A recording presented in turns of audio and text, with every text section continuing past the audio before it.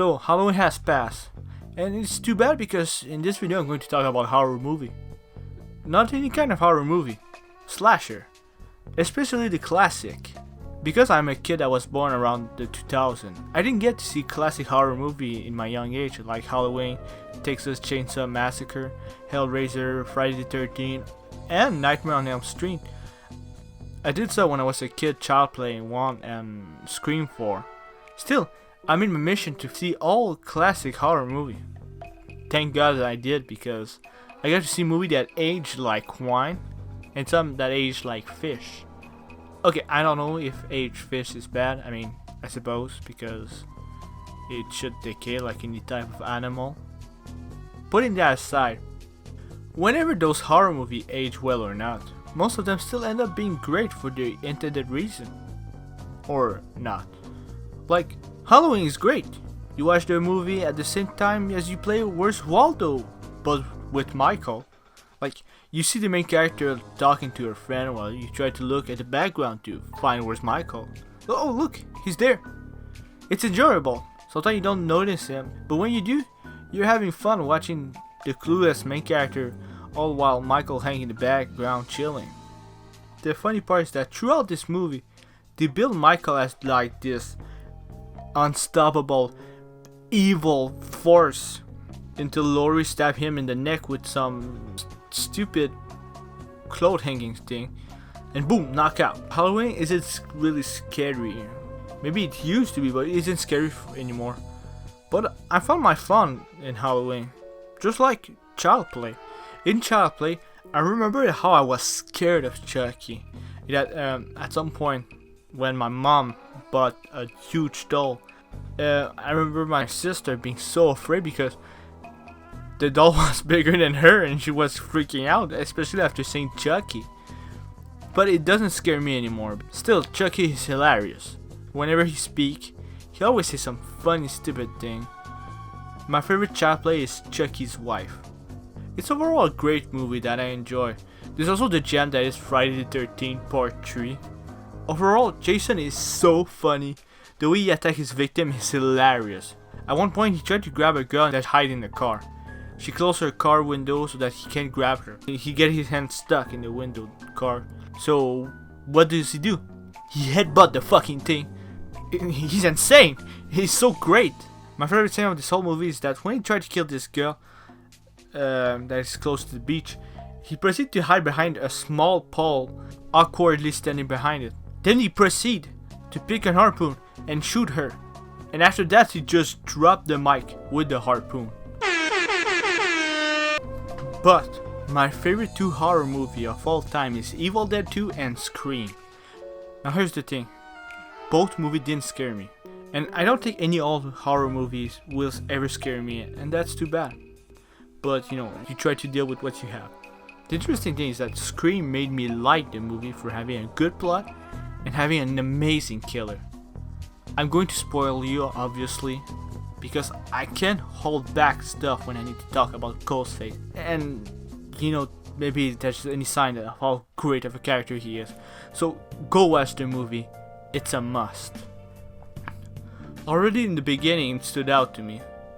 Normally the first kill is supposed to creep you out and stuff, and of course it didn't scare me because it isn't really creepy now.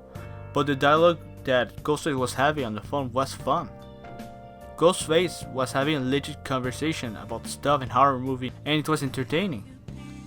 Then when he started to chase the girl around and tripping and failing to catch her, it was funny, but a little bit stressing. And then when he stabbed her in the throat, and she tried to call for help to her mom and dad as they slowly walked beside her without noticing her, it's sad.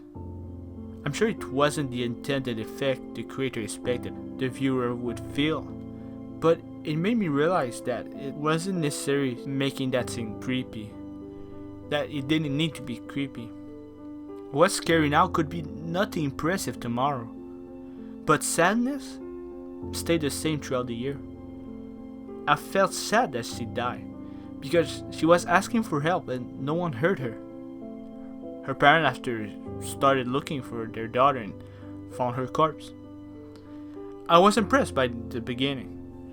It didn't stay sad with every kill, you know. Some were funny and creative, but I ended up liking a lot of character in this movie, and I wanted them to stay alive. Also, the fact that it was meta led to some fun surprises that were subversive and unexpected, so overall the story was pretty great.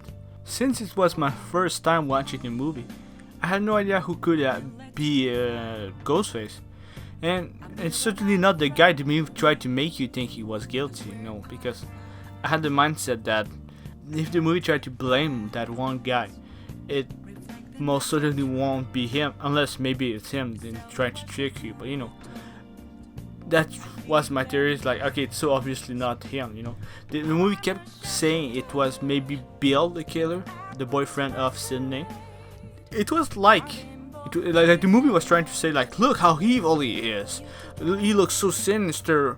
Or like, look how he grabbed that dude and threatened him. So, you know, like how evil he is. Or bad boy. And, you know, I was like, the movie tried so hard for us to believe it's him. And I was pretty sure it was someone else.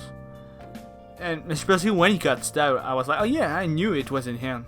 But then when he came back and turned out it was him and his friends too, it was real surprise and a shocker. The best part of the movie is really when he started to explain why they killed their friend and stuff. Bill was to get vengeance about Sydney's mother for breaking off his family, and so I get that's kind of emotional thing for him, and he wanted vengeance. But Stu, him, it's like it's the best shit ever. He got peer pressure into doing it. Like, think about it. At some point, Bill came to Stu and he was like, "Yo, man, let's go. Let's kill my girlfriend and shit." Like, I don't know, man. Come on, bro. Be a bro. Alright, dude. Like, that's just thinking about that conversation of him trying to talk to him into killing their friend and girlfriend. Like, that's fucking awesome. Hell, I was wondering, why did they kill their principal at some point? If like he wanted to just to get revenge on Sydney. But then I realized, if you're a killer, of course you're gonna kill your principal or the teacher that annoyed you. It just made everything so much funnier. Because you just realized, fuck that guy, and they killed the principal. Though, I'm going to give credit. The principal in the movie is the MVP. Not only did he get jump scared once by himself, he got jump scared twice from his reflection. Maybe a third time, even. Hell, I think he does. And you know, seriously, it's an overall great movie. And after watching like all the franchise, basically, all I have with Ghostface in video game is Dead by Daylight, and recently they released him on Call of Duty. And I would get it if it didn't took so much place. Like, jeez, I got game I'm actually playing, like Guardian of the Galaxy. It's great, and it's much more like Pyramid PS4 than Avenger. You're not saying gameplay, but in quality, it's actually an amazing story and with beautiful graphic, amazing setting, fucking sweet game. You gotta play it if you're gonna like it. Anyway, so yeah, the best killer is Ghostface, and I need him more in video games because I'm just hype about that guy. I just love him. Like, he's my boy, he's my G, he's my Chad. Can you feel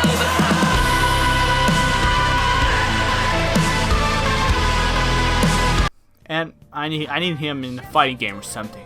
Anyway, what I'm trying to say is that even though some of those movies aren't what they were when they first released, they still have value for being bad in a good way, or actually still being good. If you don't know what to do and you're bored, try some old stuff. Try classic shit. You might find what you were looking for and get to be a fan without waiting actual years for the sequel. Just like me and Scream. Look, I recently watched the franchise and here's the sequel. You could say I was lucky. Cause, you know, there might be gold in rust.